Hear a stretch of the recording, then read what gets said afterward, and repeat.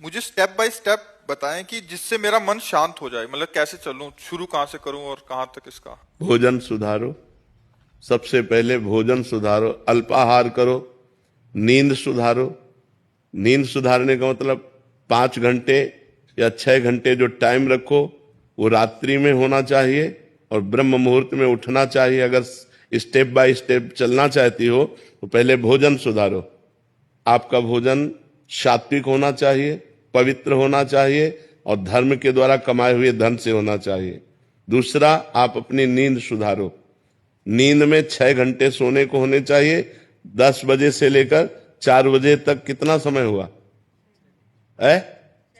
हाँ, 4 बजे ठीक ब्रह्म मुहूर्त में उठ जाओ। अगर आपको ठीक चलना है, भजन करना है, तो ये 7 8 8 बजे तक जो 9 9 बजे तक सोते हैं, ये स्टेप बाय स्टेप भजन कर पाएंगे। इनका जीवन ही व्यर्थ है।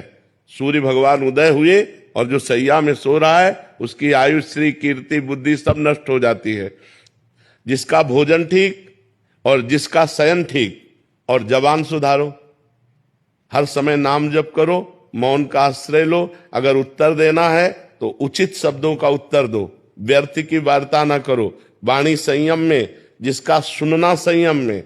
हम गंदी बातें न सुने, प्रपंच न सुने, भगवान की लीला कथा सुने, भगवान की चर्चा सुने, संत वाणी सुने, शास्त्रों की वाणी सुने, तो हमारी श्रवण इंद्री पवित्र। जब हमारी एक एक इंद्री पवित्र हो जाएगी तब हमारा मन भगवान में लगने लगेगा। और समस्त शास्त्रों में वर्णन है, नवधा भक्ति से श्रेष्ठ कोई साधना नहीं है। जो श्रवणम, कीर्तनम, स्मरणम, विष्णुपाद सेवनम, अर्चनम, वंदनम, दास्य, सख्य, आत्मसमर्पणम, इससे बढ़कर के कोई श्रेष्ठ भक्ति नहीं है। 9 प्रकार की भक्ति ही प्रेम लक्षणा भक्ति प्रदान करती है। पर हम पहले अपने आचरण सुधारें, हर इंद्री को पवित्र करें। अब जो व्यभिचार करते हैं, गंदी आदतें, गंदे आचरणों में, और वो सोचे कि हम भक्ति, तो भक्ति का नाटक कर लें, भक्ति नहीं हो सकती। भक्ति होती है पवित्र इंद्रियों के द्वारा। अब जो गंदी बातें देखेंगे मोबाइल में, गंदे आचरण करेंगे, गंदा भोजन पाएंगे, होटलों का भोजन पाएंगे, मनमानी जागे, मनमानी सोए, मनमानी आचरण करें, और अध्यात्म नहीं हो सकता।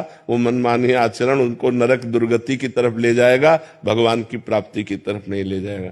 तो इसलिए पहले सुनना ठीक करो, देखना ठीक करो, बोलना ठीक करो, सोना ठीक करो, भोजन ठीक करो, और फिर 9 प्रकार की भगवान की भक्ति को अपने हृदय में धारण करो। भगवान का ही श्रवण, भगवान का ही कीर्तन, भगवान का ही स्मरण, भगवान का ही पूजन। भगवान ही हमारे मित्र हैं, भगवान ही हमारे स्वामी हैं। भगवान को आत्मसमर्पण, अर्चन, वंदन, इसी से भगवत प्रेम प्राप्त हो जाता है।